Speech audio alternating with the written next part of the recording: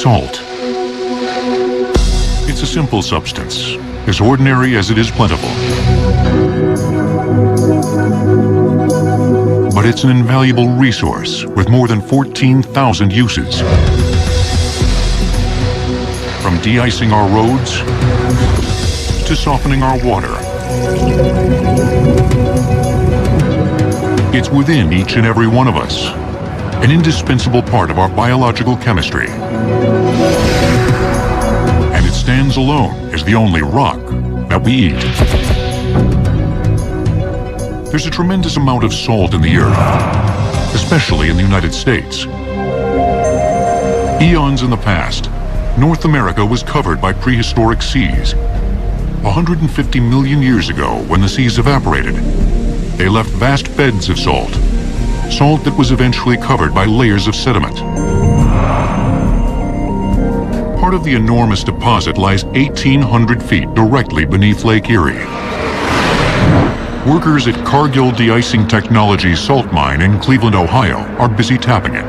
The salt that we're mining today is 400 million years old, and our mine itself is out underneath the lake. How do you keep the lake out of the mine? We've got 1,200 foot of limestone that protects the mine from the lake bottom. We actually go out 3 miles offshore, and we extend across the face of the city of Cleveland almost 6 miles. The Cleveland mine, like all modern salt mines, thunders with a constant barrage of precision explosives, blasting out millions of tons of salt each year.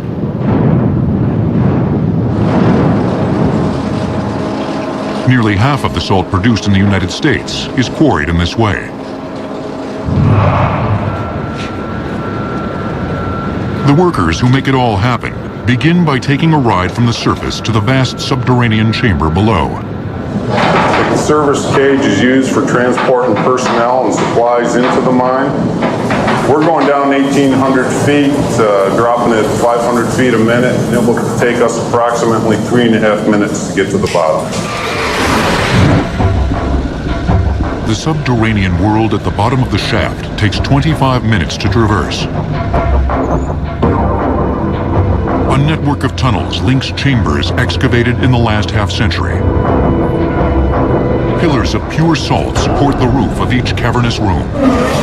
Behind me, you see the room and pillar method that we utilize here. This pillar is 30 feet wide, 20 feet thick, and 20 feet tall. It's solid salt that we leave behind to help support the ground conditions here in the mine. Helps create a safe work environment for the employees. The sturdy pillars prevent everything up there from collapsing down here, enabling workers to go about the business of extracting 10,000 tons of salt from the mine every day. A crewman operating a machine called a scaler starts the process. He preps a chamber for the blasting team by scraping away loose chunks of salt from the roof and walls. Next, a rig called a bolter inserts metal rods into the chamber roof at strategic spots. This compresses the rock, helping the ceiling to remain intact as the face of the wall is detonated. The bolter installs 10 rods, each capable of anchoring about 25,000 pounds. This is a 6-foot bolt, 3/4 inch wrought iron. Once the drill's hold, we take resin, basically for anchoring the bolt. Stick the resin in the hole, put a 6x6 plate on top of the bolt. After the bolter finishes prepping the roof, a machine called a smag operator starts prepping the wall to be blasted. A smag operator is a machine that has 3 11-inch auger drills that are carbide tipped. They drill approximately 24 feet deep. The machine drills 6 holes in all. They'll remain empty to leave room for the exploding salt to expand. Next, workers drill dozens of additional holes, just as deep, but only 2 inches wide. These will house the explosive charges. We're drilling 50 holes per phase, and we have to drill in a certain pattern. Basically, we're 4.5 feet from each hole. Next, the powder crew takes over. loading each of the 50 holes with ammonium nitrate, or AM foam. We have the AM foam put in the pot. We have 50 caps and 50 boosters. Put your booster on your cap first, and then once you put the caps in, you put your ANFO in, which is in a hose. Basically, you're packing the ANFO into the hole to make sure it's tight. So when it detonates, it's a tight explosion and it blows out every piece of salt. The center of this room, which we refer to as the burn, will shoot first, and then the rest of the room will shoot towards the center on a delayed basis. When it is completed, we'll have anywhere from 800 to 1,000 tons on the ground. Once the fuse is tied on, the shot crew will come down, light the fuse, and they'll leave the unit. 16 hours of demanding work now boils down to one critical instant.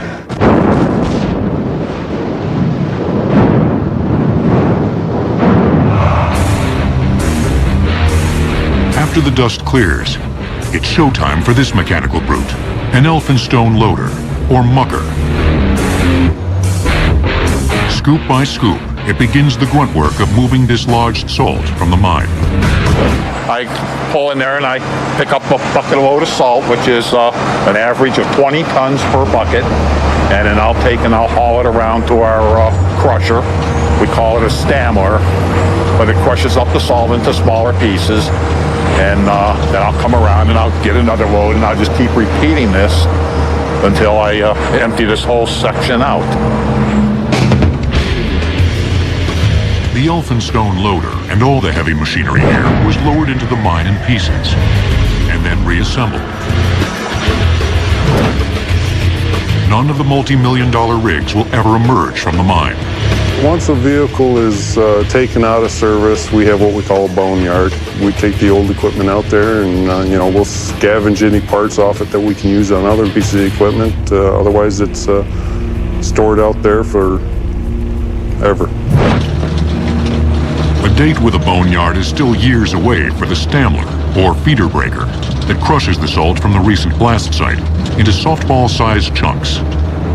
It keeps the mining process moving by dumping the salt onto a conveyor that leads to a subterranean mill. It runs approximately 18 hours a day, 750 tons an hour. From here, it goes up to our main crushers. It's crushed, goes through the screen plant, gets screened to product size.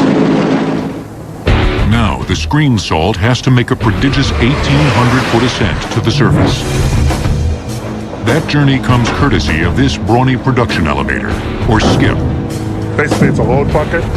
It carries 20 tons of salt. When this one is up dumping, the second one is down at the bottom loading. And every couple minutes, they change places to bring up the salt every day. Each skip weighs about 50,000 pounds empty. They hang from 4 ropes that go from the top of one skip up and over the hoist drum and back down to the other skip. The total combined weight hanging on the drum is over 100,000 pounds. This ongoing parade of salt is propelled by twin electric motors, producing 3,000 horsepower.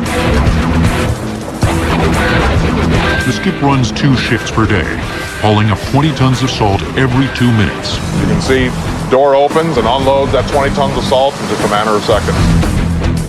And it carries a price tag of $250,000. This is our cash cow. Nothing in mining is cheap, and this is no exception, but we expect this to last us another 14, 15 years. From here, the salt hitches a ride on a conveyor to a central holding facility. The conveyor belt comes up here to the 5th floor bin house, where this system, known as a tripper, distributes that salt to the 36 bins you see here. The control of this tripper is from the control room you see up above. The operator up there has a choice to move the tripper left and right and forward and backward in order to dump it into any one of these bins. Next, the salt rides conveyors to a variety of loading docks. Workers will load 1 million tons into trucks, another million into boats, and another 500,000 tons will leave by train. Rail cars awaiting their allotment line up in strings of 10. And for a car like this, there's 25, 30 batches to make up the car. So we just, boom, boom, and that's what you'll see. Boom, boom, boom, boom. Every time you see a splash of salt, it's about 5,000 pounds of salt. These cars service primarily the middle parts of the Midwest states, Ohio, Indiana, northern Kentucky to some extent, and all the way over to Baltimore. A lot of this salt will end up as a de-icing agent on the snowy roads of the Midwest. 60 to 70,000 tons alone will stay local, sprinkled across the streets of Cleveland. Over the centuries, we've discovered countless ways to use salt, but not all of it has been extracted from deep within the earth. A treasure of salt awaits harvesting just a few tantalizing inches below the sea.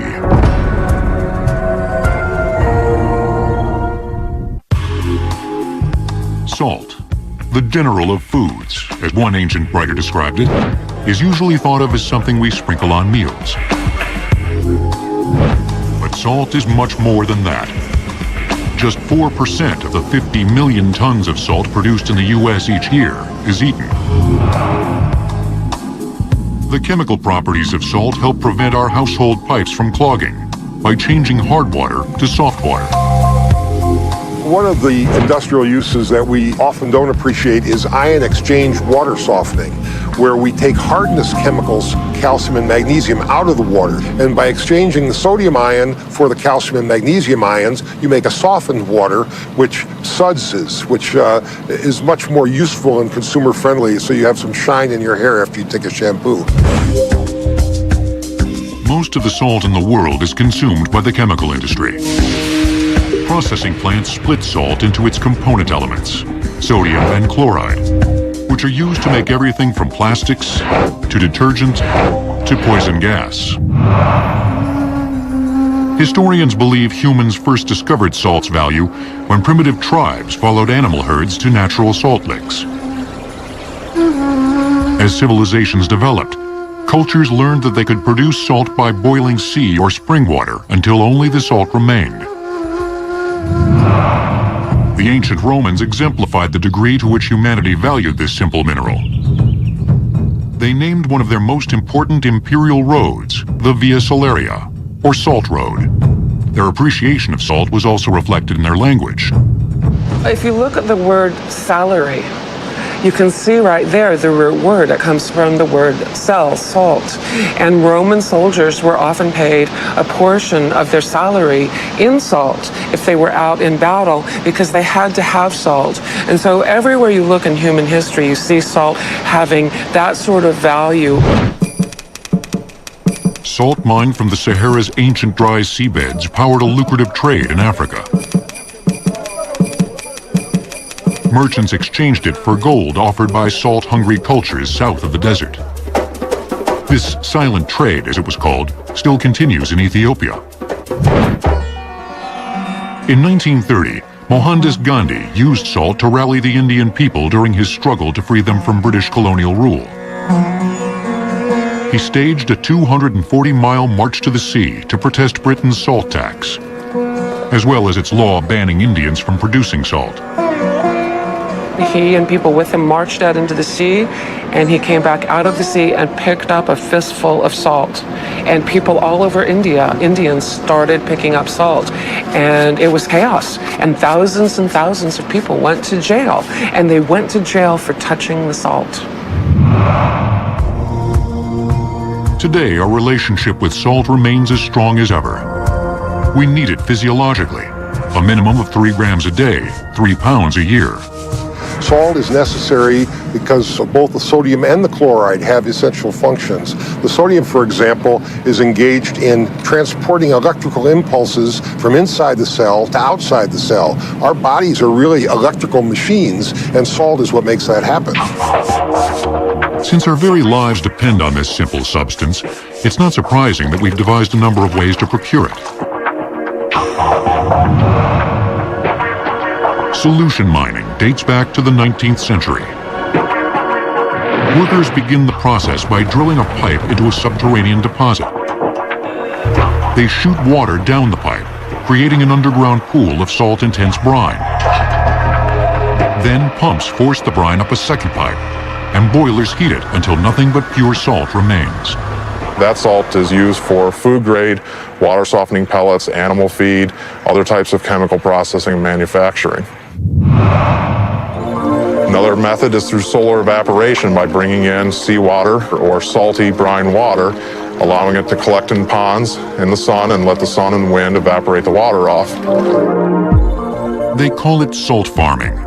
And Cargill's 1,000 acres of salt farms in the San Francisco Bay Area demonstrate that it's a method as colorful as it is effective. Well, watching salt being produced is magical. And salt in beautiful colors, especially red salt. It's just so gorgeous to be in that environment. Lots of sunshine and steady winds combine with the bay's salty water to produce 600,000 tons of salt per year. Our harvest is in the fall. Like a normal food crop, we grow the salt during the summer months. What we have here, this is the salt, the wash salt going onto our stack. The new crop is in front, and last year's crop, which we're reclaiming, is behind it. The farming process begins when highly concentrated salt water, or brine, is pumped into 70-acre crystallization ponds like this one. Next, just add time. Lots of it. What I have in my hand here are a number of crystals of salt that have grown together. 5 years ago, they were sodium and chloride ions floating around out in San Francisco Bay. And we pump the bay water into our system, into our concentrators. And we pump it around for 5 years until it's concentrated enough to grow a crop of salt. It looks like it's going to be a good harvest this year. The crystals are large, and that's a sign of a good crop. The Bay Area is ideal for salt production because of all these strong winds that comes usually after noon. And this will help evaporation a lot and will mix all your components of your brine and increase the salt crystallization. Salt-loving bacteria also accelerate the evaporation process. These plentiful bacteria, along with millions of tiny single-celled plants, also infuse the brine with its signature color. Color of the brine is given by different organisms. Usually we have the red, the orange, and the pink, and that will be dependent on what kind of either bacteria or blue-green algae. Biologists constantly monitor the salinity of the brine, which must remain within a narrow spectrum to produce the highest quality salt. Left unchecked, the microorganisms can make the brine too salty, and an overabundance of rain can dilute the brine.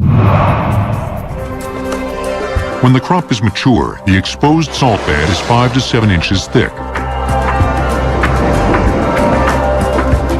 After a grater breaks up the salt, a mechanical harvester with a snowplow-like blade scoops up the pieces. Once on the harvester, conveyors transfer the salt to cargo trucks. They'll finish gathering the crop in 3 months, just in time to beat the winter rains. You can see it's kind of a dance. They have to go along at almost the same speed as the harvester. The truck's being loaded at about 1,500 tons an hour. It'll take a little over a minute to load that 30-ton truck. From here, the truck drives about a mile to our washer, and it turns from that brownish color to a pure white. This is our salt washer. The salt comes in at about 95% purity. When it's done washing, what we see here is near the exit. It's about 99% sodium chloride. From here, it gets sprayed again with a clean freshwater rinse. And over here, the salt is exiting our screens and going on the conveyor belts onto our big salt stack on the right. This now is what we've harvested in the last week. And it's the cleanest solar salt in the world. And I love looking at that pile. I could look at that pile for hours. Salt's glistening purity is showcased magnificently in this illustrious setting. The strange subterranean world of Wieliczka, Poland. This illustrious chapel, one of the oldest and most beautiful in Poland, is packed with precious relics, carvings, and works of art. But there's something strange here. Something that makes this chapel different. The Blessed Kinga Chapel lies 300 feet underground, carved in the depths of a medieval salt mine. Everything in it, the walls, floor, chandeliers, altar, and works of art, was crafted by miners from pure salt. Visitors can see many reliefs, beautiful reliefs and figures. Miners only made the decoration of the chapel. There was one miner working at the time, of course. When one had finished, another started to work, then another one. But it took them 67 years to make all the figures, reliefs we have in the chapel. The Royal Wieleczka salt mines in Poland is one of the most extraordinary places anyone could ever visit. Miles and miles of salt mines, gorgeous black salt, and the city of Wieleczka is on top of the mines. The Wieleczka salt mine dates back to the Middle Ages and plunges as deep as 1,100 feet below the Earth's surface. 125 miles of tunnels link 2,040 individual chambers. Over the past 700 years, miners have extracted more than 50 million tons of rock salt. Since the 17th century, tourists have flocked to this mesmerizing underworld to view its subterranean pools, intricate networks of structural supports, and remarkable salt art. The United Nations has placed this humble salt mine on its World Heritage List as one of the cultural treasures of mankind. You can almost see thousands of miners working here, ages of our history, and it is very important, I think, not only for the Polish people, but for people from all over the world. The salt deposits beneath Wieleczka are residue from a Miocene-era primordial sea that evaporated 20 million years ago. In the 13th century AD, villagers began digging into and mining the salt bed. The story of how the Wieleczka mine developed from there is shrouded in legend. It is a legend about the Princess Kinga, princess from Hungary. She married the Polish prince, and she decided to give us a present. She took her engagement ring, she threw it to the salt mine in Hungary. It was a sign that she took that mine in possession. And when she came to Poland, she ordered Polish miners to start digging in our town. They found salt, and in the first block of salt, they found her ring. The salt was traveling underground, following Kinga to her husband's country. That's the legend. In the Middle Ages, working conditions in salt mines were extremely harsh, especially for the first Wieleczka miners. During Middle Ages, Europe was the place of almost mutual permanent wars. During these wars, it was easy to get slaves. And these slaves were put to the industry. And what was the industry in this time? In this time, the main industry was agriculture and mining operations at Wieleczka. So they put the slaves to Wieleczka mine and ordered them to work as much as possible, probably to death. In the 14th century, free miners began working in Wieleczka, but they didn't have it much easier. Using tools of wood and iron, it took a team of 3 miners a full month to tunnel 9 feet. Many miners spent their entire lives clearing salt from the same chamber. As the mine deepened, engineers faced the growing challenge of transporting workers to the bottom and salt to the surface. Here you can see the machine which was used to transport the miners, the horses and the salt from the 18th century, before the age of elevators. Look how big it is. It is also very old and very well preserved. It is because of the salt. It's the first system of elevator in the salt mine, operated by 8 horses, which pulled around this capstan in both directions. This capstan was connected with shaft by very thick ropes.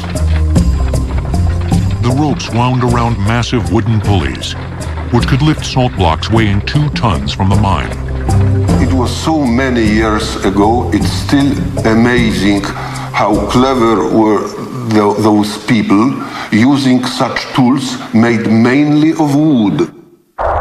Like all salt mines in the Middle Ages, Wieliczka was fraught with danger. The greatest hazard was explosive methane gas, released during the mining process. It would accumulate in crevices near the ceilings. The miners most at risk were the so-called penitents, who used long torches to burn off the pockets of gas. They earned the nickname because of the way they stretched out on remote ledges, as if appealing to God.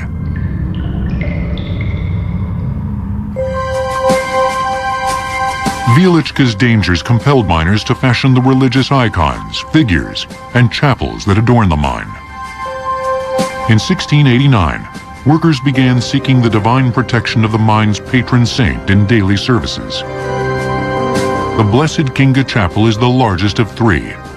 It stretches 180 feet long, 60 feet wide, and 50 feet high. It endures as a unique religious and artistic masterpiece. The floor is really beautiful. It looks like marble, but it is salt, polished by our visitors. And not only the floor is made out of salt, but also walls, all the figures and all reliefs. Chandeliers in the Blessed Kinga Chapel are decorated with the crystal salt from our mine. We have two chambers full of very big crystals, very symmetrical. And so the miners decided to decorate the chandeliers with them.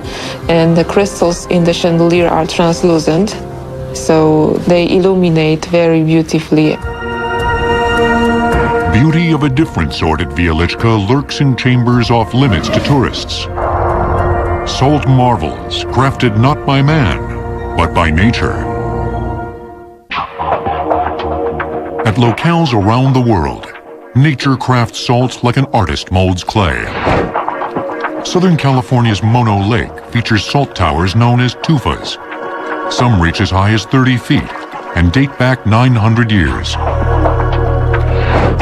On Bolivia's Altiplano, the plateau where the Andes are at their widest, lies the Uyuni Salt Flat, the largest salt bed in the world. The salt layer penetrates down more than 30 feet and weighs a staggering 64 billion tons. And some of salt's most intriguing natural formations lurk in Poland's Wieliczka salt mine, at the end of obscure passageways off limits to tourists. We would like to show other parts of the mine to the public, but it is dangerous.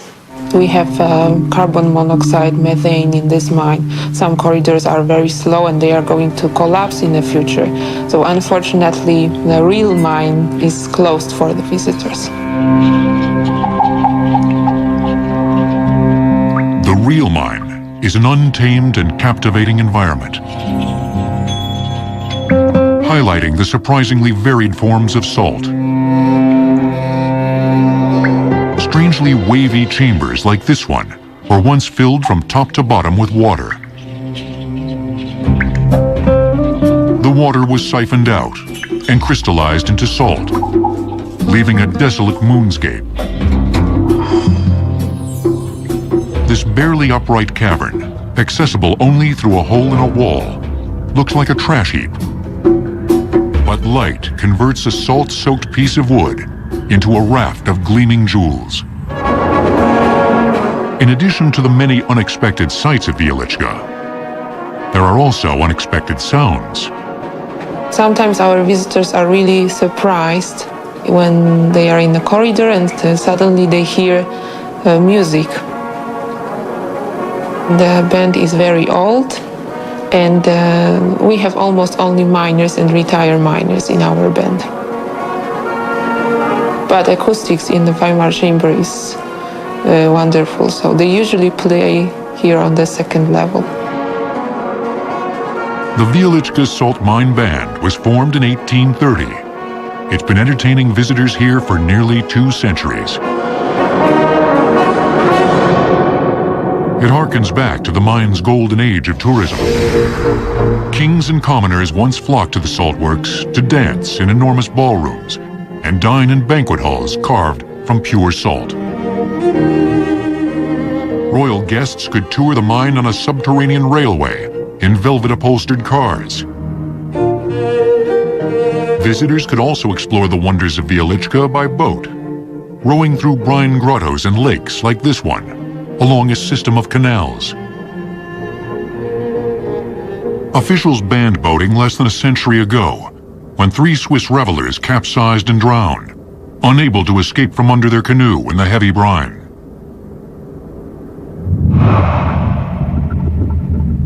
Not everyone who ventured within the Wieliczka mine came willingly. Toward the end of the Second World War, the Nazis herded Jewish captives here. The Germans' plan was to convert this towering chamber into an airplane parts factory, in which the Jews would labor. The war ended before production began, but not before the Nazis led some 2,000 Jews out of the mine and on a death march to concentration camps in Czechoslovakia. A Star of David, etched by miners after the war, memorializes those captives. Today, this unique underworld, so rich with history, threatens to become history itself. All 9 levels of the mine are held in place by pillars and logs, which are fighting a losing battle against the immense weight of the earth. Some of them are broken like as a match. What destroyed this very thick woods so easily? It's the pressure of earth. The more cavities we create and support, the more logs of wood are broken. Relentless water seepage and crumbling supports also imperil the mine. A flood in 1992 swamped its 4th level, 566 feet underground, which is still inaccessible. Above, in the village of Wieliczka, periodic sinkholes remind residents that they live on very shaky ground. 7 years ago, a part of our railway tracks subsided because of the flood in the mine, and we don't have a railway station in the center of the town anymore. A train cannot get there. Almost everyone living in Wieliczka has a chamber or a corridor under his house. So we can all wake up in the mine one day. Beyond the threats to the mine's structural integrity are those to its unique collection of art. Humidity, especially near the windy shafts, has eroded some of Wieliczka's salt sculptures, which are simply melting away.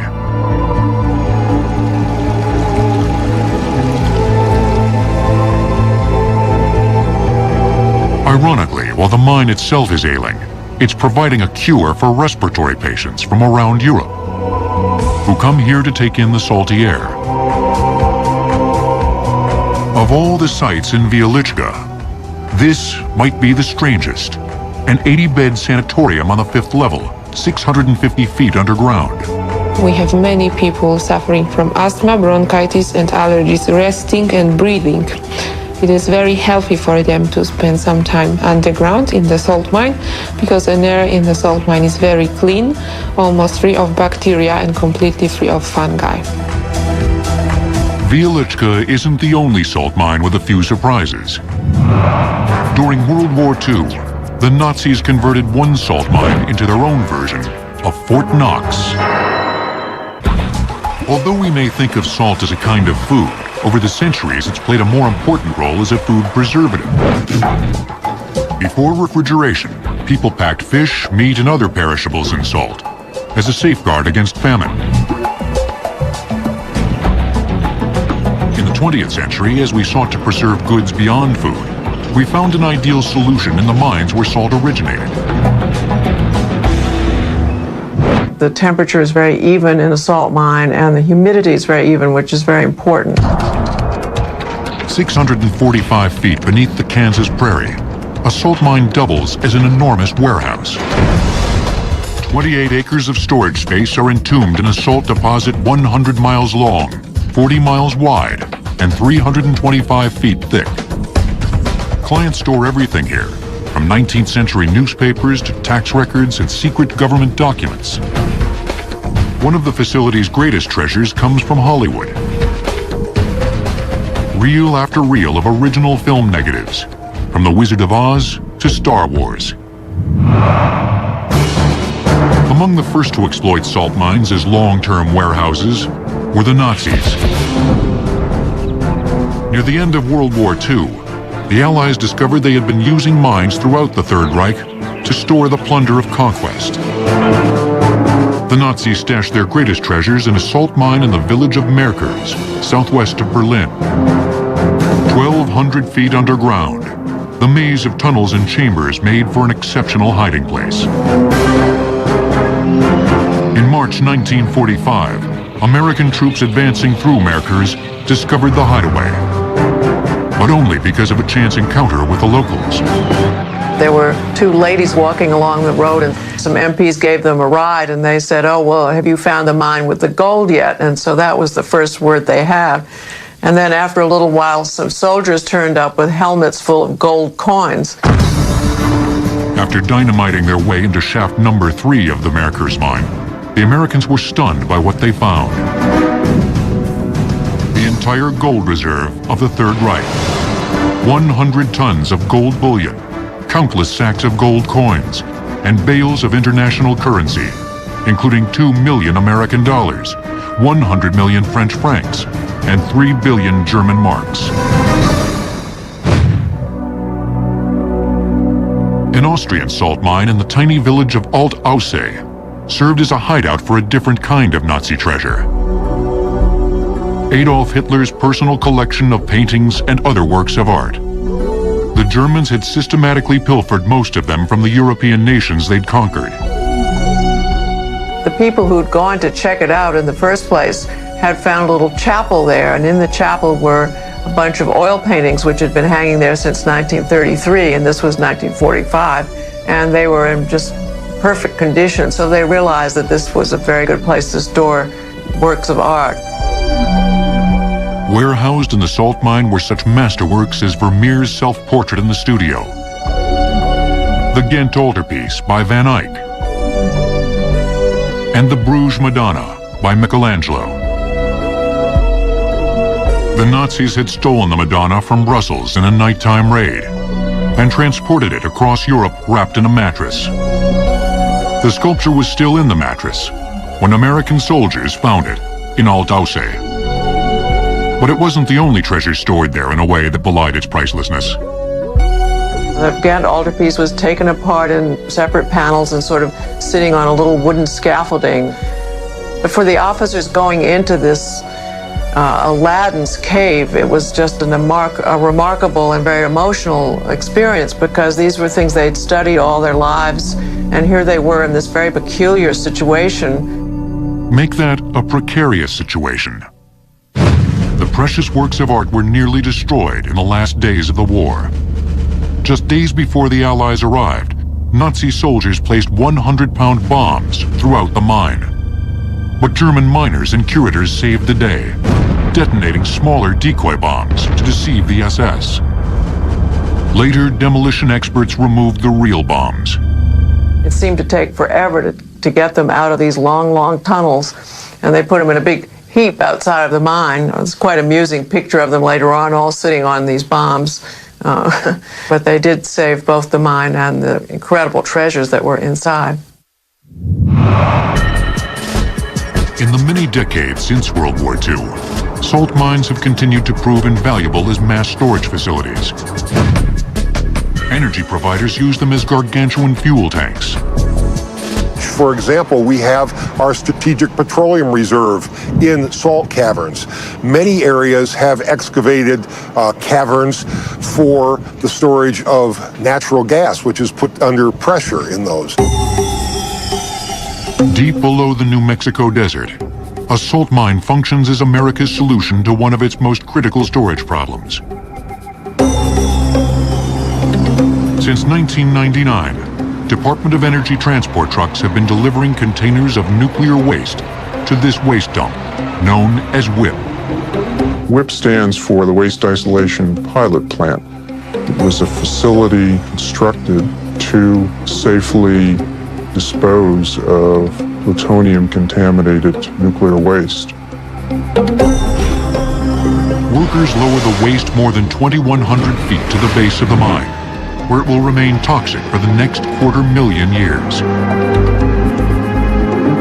9 miles of tunnels link disposal rooms 13 feet high, 33 feet wide, and 300 feet long. Salt is particularly attractive because it tends to act like a plastic, so it creeps over geologic time, thousands of years. And if there's a fracture or opening, like the rooms we would put waste in at WIPP, the salt would close in and basically recrystallize around the waste. This natural process, which takes eons to occur, will safely seal the nuclear waste in a permanent hard cocoon. Still, WIPP officials acknowledge the danger to distant generations who might discover the lethal deposits. The Department of Energy faces an unprecedented dilemma: how to send a warning to people who won't be born for hundreds of thousands of years. We're not going to walk away from that facility when we're done filling it up, saying, well, I hope everyone just stays away. There will be a sophisticated system of records in archives throughout the country, as well as markers on site that we will do our best in as many languages as we think makes sense to warn people about the hazards of what lies underneath. Thus far, proposed warning markers for the toxic salt mine include a field of spikes, a sequence of grimacing masks, and a landscape of thorns. If salt does prove to be a reliable repository for nuclear waste, it'll be a fitting new role for a mineral that humans have come to depend on in so many ways.